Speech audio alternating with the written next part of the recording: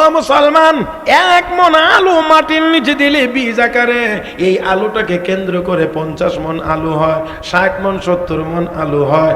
100 মণ আলু পাইয়া কৃষক বেজার হয় না খুশি হয়? যদিও 1 মণ পচে গেছে এই নিয়ে তার কোনো আফসোস থাকে না। দুনিয়ার জীবনে কাফের বেঈমানদের হায়াত কমে, ইমানদারের হায়াত কমে, তবে কাফের বেঈমানদের কমাটা হলো ওই ঘরের বাজি তরকারির আলুর পচার মতো কোনো ভবিষ্যৎ নাই। মুমিনের হায়াত যদিও কমে, মুমিনের কোনো আফসোস নাই। 100 মণ আলু পাইয়া কৃষক যেমন বেজার হয় না, দুনিয়ার মুমিন দুনিয়ার হায়াত শেষ হয়ে গেলে আল্লাহর জান্নাত পাইয়া তারাও খুশি হবে, বেজার হবে না। তাই আল্লাহ বলেন ইল্লাল্লাযীনা আমানু, যারা ঈমানদার তারা ক্ষতিগ্রস্ত না। ও মুসলমান, আমরা আলহামদুলিল্লাহ জোরে আওয়াজ করে সবাই মিলে একসাথে বলি আলহামদুলিল্লাহ। আল্লাহ আমাদেরকে ঈমানদার বানাইছেন, বেজার না খুশি? ও জোরে কোন বেজার না খুশি? তাহলে আরেকবার বলি আলহামদুলিল্লাহ।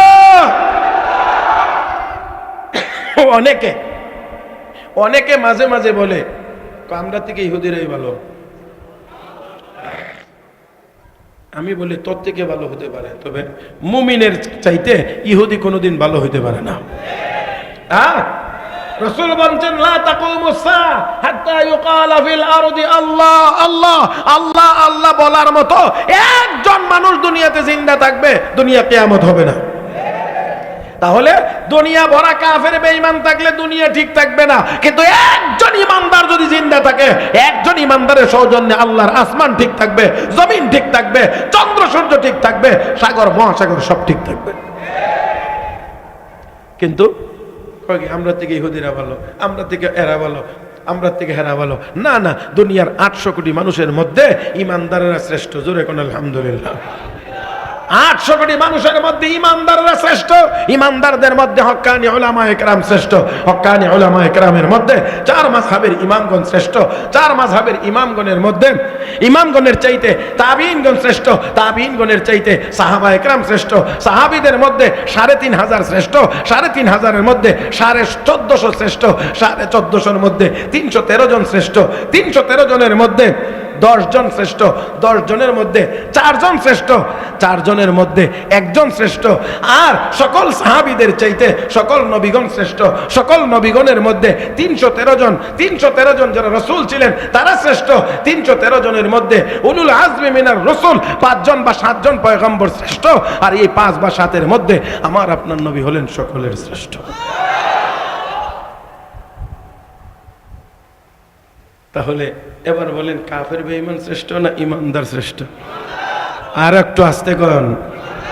তাহলে আবারও মহব্বতে বলি আলহামদুলিল্লাহ। ইমানদার যত বড় গুনাহগারই হোক না কেন, অবশ্যই অবশ্যই ইমানের বদৌলতে কোনো না কোনো দিন সে অবশ্যই কোথায় যাবে? মান ক্বালা লা ইলাহা ইল্লাল্লাহ দাখালাল জান্নাহ। লা ইলাহা ইল্লাল্লাহ মুহাম্মাদুর রাসূলুল্লাহ এই কালেমা পড়বে, অবশ্যই কোথায় যাবে? আর আমার আল্লাহ বলেন ইন্নাহু মাইয়ুশরিক বিল্লাহ ফাকাদ হারামাল্লাহু আলাইহিল জান্নাহ। যারা আল্লাহর সাথে শরীক করবে তাদের জন্য জান্নাত হারাম। আমার ভাইয়েরা মনে রাখতে হবে, কারো সাথে আমাদের সম্পর্ক ভালো থাকতে পারে, কিন্তু মনে রাখতে হবে জান্নাতে যাওয়ার মাপকাঠি হলো ঈমান।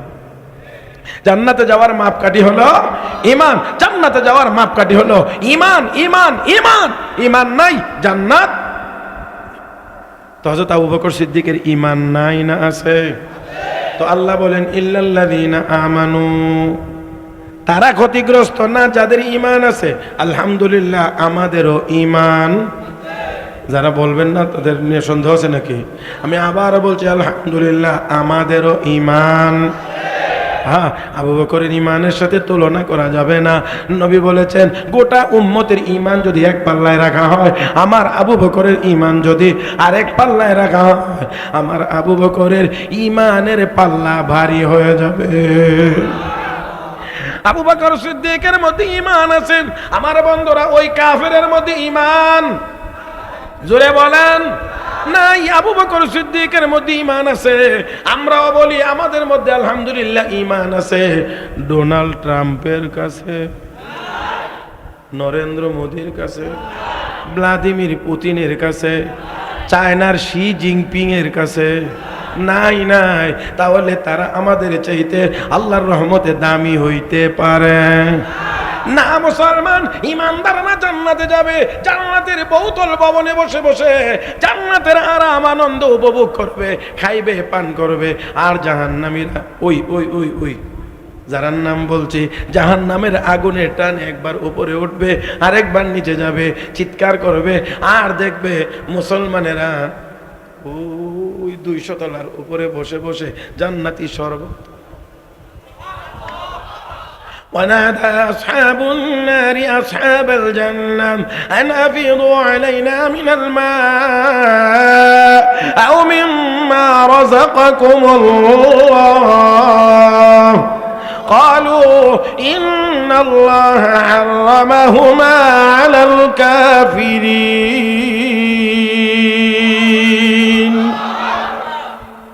এই দিন বেটা এত হীনমন্যতায় ভোগার কোনো কারণ নাই। মাদ্রাসা তালে বলে আমরা কিছু ডাইল ডুল খাইবই, আমরা খাইব গিয়ে জান্নাতে।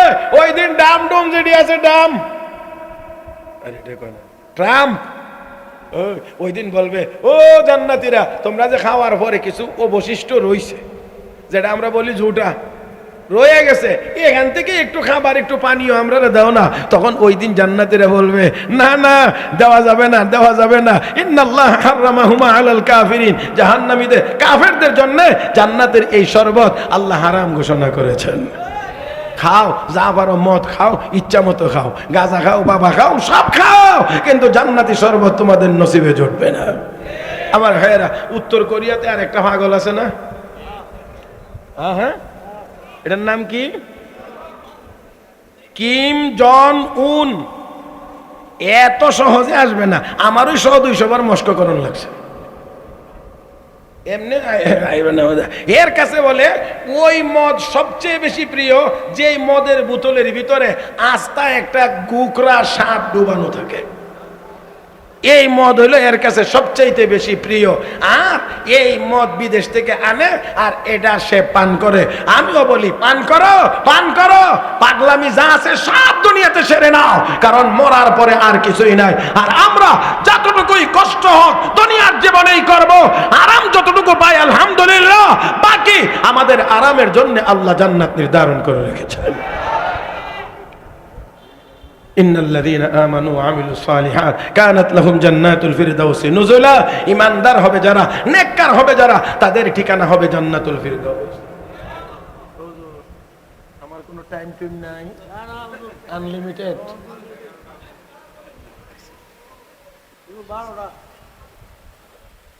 ও মা গো, এটা আবার এটা হি বেটার কাম, এটা আমার কাম হই না, এটা হি বেটার কাম। হি বেটা এটা ভালো পারে, অযথা নষ্ট ভাঙ্গা লাভ নাই।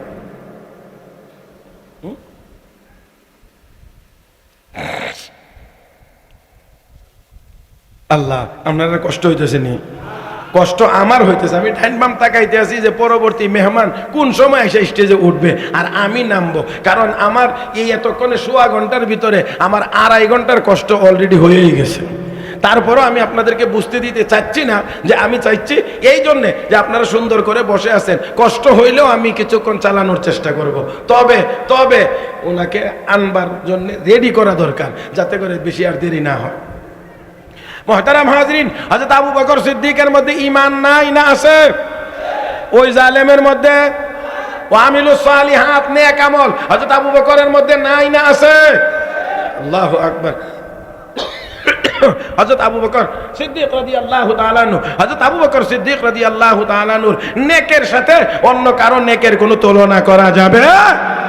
2-3 নম্বর হলো ওয়াতাওয়াসাউ বিল হক, একে অপরকে সত্যের উপদেশ দেওয়া। সত্যের উপদেশ হযরত আবু বকর সিদ্দিক নিজে যেমন ঈমান এনেছেন, নিজে যেমন নেক আমল করেছেন, এই দাওয়াত অন্য মানুষকেও দিয়েছেন, এই দাওয়াত অন্য মানুষকেও দিয়েছেন।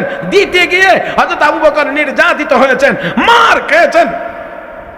আল্লাহর নবীকে মার থেকে, আঘাত থেকে রক্ষা করতে গিয়েও হযরত আবু বকর সিদ্দিক রক্তাক্ত হয়েছেন। ও মুসলমান, তাহলে হকের দাওয়াত দিয়েছেন। 4 নম্বর হলো ওয়াতাওয়াসাউ বিস সাবর, আল্লাহ রাব্বুল আলামিন বলেন ওয়াতাওয়াসাউ বিসবর, একে অপরকে ধৈর্যের উপদেশ দেওয়া। মুফাসসিরিন ইকরাম লেখেন ঈমানের কথা বলা হয়েছে, নেক আমলের কথা বলা হয়েছে, হকের কথা বলা হয়েছে। 4 নম্বরে গিয়ে সবরের কথা আল্লাহ বলে বুঝাইয়া দিলেন, যেই লোকটা ঈমান আনবে, নেক আমল করবে, আর সে ঈমানের কথা, নেক আমলের কথা অন্যকে বলবে, হকের দাওয়াত দিবে, তার উপরে অবশ্যই বিপদ আসবে, আর ওই সময়ে তাকে সবর বা ধৈর্য ধারণ করতে হবে। ও মুসলমান, আমি জন্য বলি মুসলমান জীবন দিতে জানে কিন্তু ঈমান দিতে জানে না। মুসলমান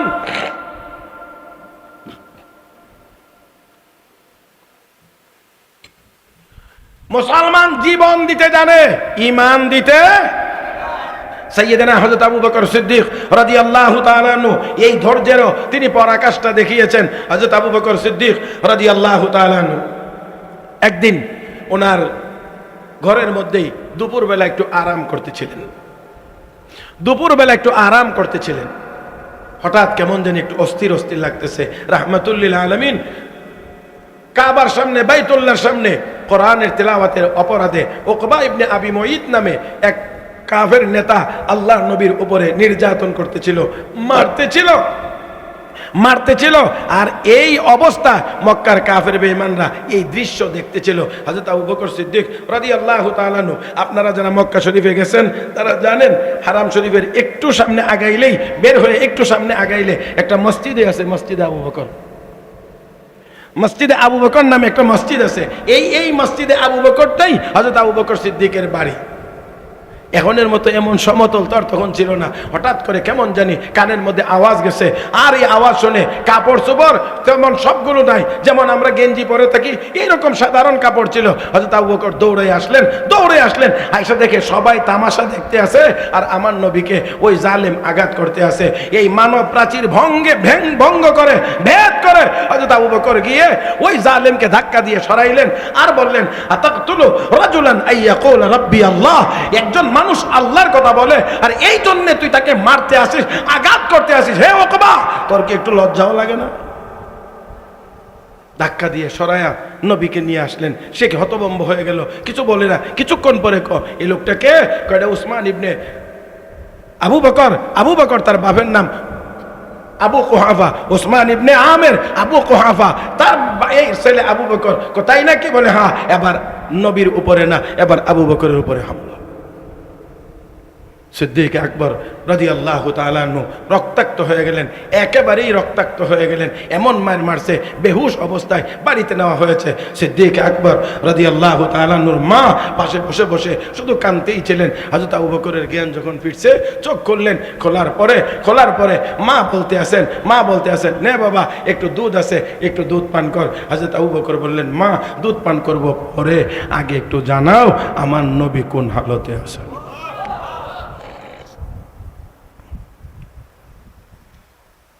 হযরত আবু বকরের মা তখন বললেন, বাবা আবু বকর, জানি না তোমার নবী কোন হালতে আছে।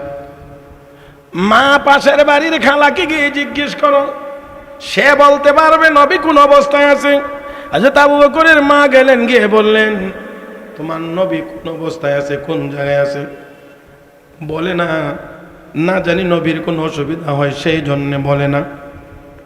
রাহমাতুল লিল আলামিনের কথা সন্ধান সে দিতে চায় না। হযরত আবু বকরের মা আবার ফিরে আসলেন, বাবারে সে তো বলে না, জানতে চায় না।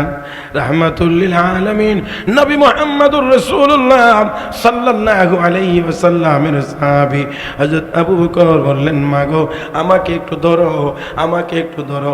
মায়ের কাঁধের উপরে ভর করে এবার গেছেন ওই খালার বাড়িতে, গিয়ে বলেন, খালা গো, নবী কোথায়? মহিলা এবার আবু বকরের চেহারার দিকে তাকান, আবু বকরের মায়ের চেহারার দিকে তাকান। বুঝাইতে চাইলেন, আবু বকর, নবীর সংবাদ নেওয়ার জন্য আসলাম, সাথে আবার কাকে নিয়ে আসলাম? হযরত আবু বকর বুঝতে পেরে ডাক দিয়ে, খালা গো, চিন্তার কোনো কারণ নাই, উনি আমার মা, ওনার দ্বারা আমার নবীর কোনো ক্ষতি হবে না। যাও, দাঁড়ে আর কামে নবী আছে। হযরত আবু বকর নিজের হাত মায়ের কাঁধের উপরে রেখে রেখে আস্তে আস্তে করে নবীর দরবারে গিয়ে হাজির হয়েছেন। যেমনি মাত্র করে নবীর চেহারা মোবারক দেখলেন, এবার আবু বকর মায়ের কাঁধের উপর থেকে হাত ছড়াইয়া একা একা হাঁটতে আরম্ভ করেছেন। মা ডাক দিয়ে বলেন, আবু বকর এতক্ষণ পর্যন্ত আমার কাঁধে বর করে করে হাঁটলে, এখন দেখি তুই একাই হাঁটতে পারে। ডাক দিয়ে ও মা গো, ও মা, বিশ্ব নবীর চেহারা মুবারক দেখা মাত্রই আমি আমার সব ব্যথার কথা ভুলে গিয়েছি। মুহতারাম উপস্থিতি, আল্লাহর নবীর সাহাবী হযরত আবু বকর সিদ্দিক রাদিয়াল্লাহু তাআলা আনহু শুধুমাত্র এখান থেকে না, আরও যে অনেক কিছুই সামনে পাওয়া যাবে, তিনি এই ধৈর্যের পরাকাষ্ঠা দেখিয়েছেন। ঈমান আর ইসলামের কথা বলতে গিয়ে, ঈমানের পথে চলতে গিয়ে রাহমাতুল লিল আলামিন নবী মুহাম্মদুর রাসূলুল্লাহ সাল্লাল্লাহু আলাইহি ওয়াসাল্লাম তাই বলেছেন, আমি আমার উপরে যত মানুষ ইহসান করেছে সকলের ইহসানের বদলা আমি দিয়ে যেতে পেরেছি, কিন্তু আমার আবু বকরের ইহসানের বদলা আমি দিয়ে যাইতে পারি নাই। আমি আল্লাহর কাছে দোয়া করছি, আল্লাহ যেন তাকে পরকালে পরিপূর্ণ বিনিময় দান করেন। ও মুসলমান, তাই আসুন বলতে চাইছিলাম, হযরত আবু বকরের মধ্যে এই 4টা গুণ পরিপূর্ণ আছে, তার মধ্যে একটাও ওই ব্যবসায়ীর মধ্যে একটাও নাই। তাহলে আসলে সে লাভবান না সে ক্ষতিগ্রস্ত? আর আবু বকর সিদ্দিক লাভবান। ও মুসলমান, কিয়ামত পর্যন্ত এই সূরাতুল আসরে বর্ণিত 4 গুণ যাদের মধ্যে থাকবে তারাও ক্ষতিগ্রস্ত হবে না, তারাও হবে জান্নাতুল ফিরদাউসের মেহমান। আমরা সবাই জান্নাতুল ফিরদাউসের মেহমান হতে চাই নাকি চাই না? জোরে হাত তুলে দেখায় নারে তাকবীর। আল্লাহ সবগুলো হাতকে তুমি কবুল করো।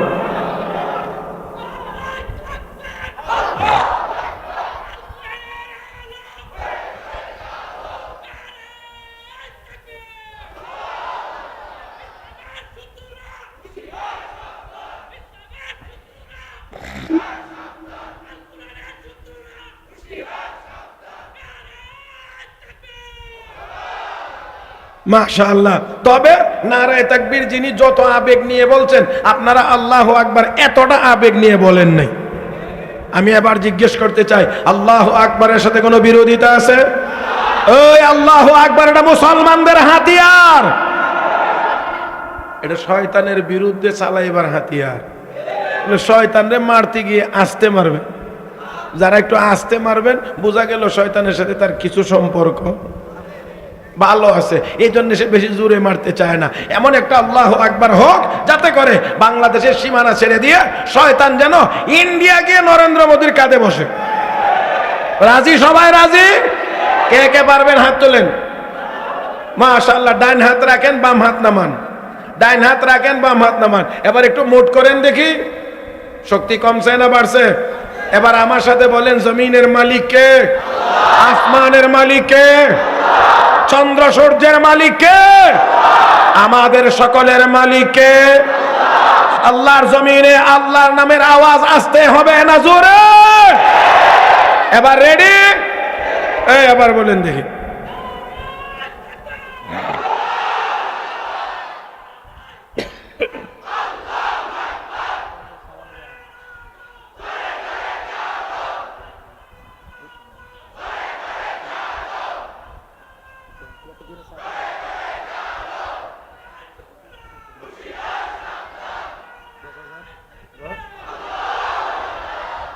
মাশাআল্লাহ। বোঝা গেছে ময়দানে নামার মতো হিম্মত আছে। কথা কয় না, কথা কয় না। আরে মুসলমান, আল্লাহু আকবারের মোকাবেলা করার মতো ক্ষমতা কোন শক্তি দুনিয়ার কারো কাছে নাই। কারণ বিজ্ঞান ওই জিনিসের মোকাবেলা করতে পারে যে জিনিস দেখা যায়, যেটা দেখে না। এই জন্যে বর্তমান আধুনিক পরাশক্তিওয়ালারা সব সময় চায় আকাশে তাদের বিমানটা যেন লুকানো থাকে, রাডারে যেন দেখা, কারণ দেখা না গেলে তার মোকাবেলা করা যায় না। আমার ভাইয়েরা, তো আল্লাহু আকবারের ভিতরে যেই শক্তি আছে এটা দেখা যায় না, তবে লাগলে টের পাওয়া যায়। লাগলে টের পাওয়া যায়, বোঝা যায় না। ও মুসলমান, তাই আসুন, যদি প্রয়োজন হয় ইমানের জন্য, যদি প্রয়োজন হয় ইসলামের জন্য, যদি প্রয়োজন হয় কোরআনের জন্য, যদি প্রয়োজন হয় ইসলামকে জিন্দা করার জন্য, বিশ্ব নবীর জয় ময়দানে ঝাঁপায়া পড়তে কি রাজি আছি? আল্লাহ তুমি সবাইকে সেই হিম্মত দান করো, জীবন দেওয়ার জন্য প্রস্তুত, তাই না? একটু একটু একটু পরীক্ষা হোক, জীবন তো দিবেন একটু পরে, তার আগে একটু কিছু দিয়ে একটু টেস্ট করে দেখি।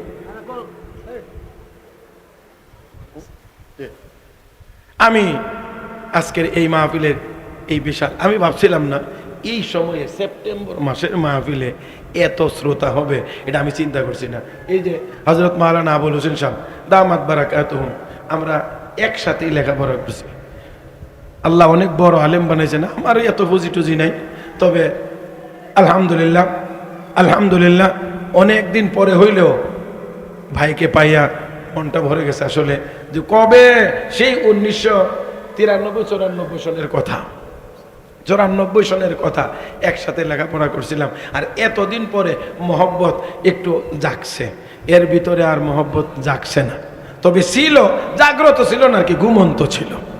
যাক, এখন যেহেতু জাগছে, এতদিন পরে সেপ্টেম্বর মাসে আমার দাওয়াত দেয়, এই সময় গরম, আমি মনে মনে ভাবছি যাক যে মনেই হোক, তারপরেও যাবো তো অবশ্যই। বাকি এত শ্রোতা তো আর এই টাইমে হওয়ার কথা না, কিন্তু আলহামদুলিল্লাহ আইসা দেখি পুষ মাঘ মাসে যত শ্রোতা, আপনারা তো এই আশ্বিন মাসেও সেই শ্রোতা, আলহামদুলিল্লাহ। তো আমরা যে দিনের জন্যে জান দিতে প্রস্তুত, মাল দেওয়ার জন্য প্রস্তুত, নারে তাকবীর। দেখি হযরত আবু বকর সিদ্দিকের মতো সব কিছু দিয়ে, জান দিয়ে, মাল দিয়ে আল্লাহর জান্নাত কেনার জন্য কে কে প্রস্তুত? আমি বড় করে চাইবো না, মানুষ ছোট, আমি এই জন্য ছোট করে চাইবো। এই বড় মজলিস থেকে দয়া করে কেউ উঠবেন না, দয়া করে না উঠে আপনি একটু দোয়া করে যাবেন। আমি একজন মানুষ প্রথমে চাই, বেশি বড় করে না, ছোট্ট করে 10,000 টাকা মাদ্রাসায় দিবেন। আল্লাহর একজন বান্দা, কে শুরুটা করবেন? দেখি তো আল্লাহর কোন পিয়ারা বান্দা আছেন যে ইনশাআল্লাহ আমি মাদ্রাসার জন্যে আসতেছে। আচ্ছা জি, মাওলানা সোহাইব আহমদ আশরাফি দামাত বারাকাতুহুম উনি আসতেছেন। এই আসতে আসতে আমি অল্প কয়েক মিনিট সময় একজন মানুষ আল্লাহর বান্দাকে আছেন প্রথম নাম্বার, যিনি বলবেন যে ইনশাআল্লাহ আমি 10,000 টাকা এই মাদ্রাসার জন্য দেব। আল্লাহর কোন বান্দা আছেন? নগদে দেন অথবা লেখানোর তো ব্যবস্থা আছে, লেখানোরও ব্যবস্থা আছে। কে কাজটা শুরু করবেন? শুরুটা যদি আপনার দ্বারা হয় তাহলে ইনশাআল্লাহ বরকত আপনি পুরাটার পাবেন।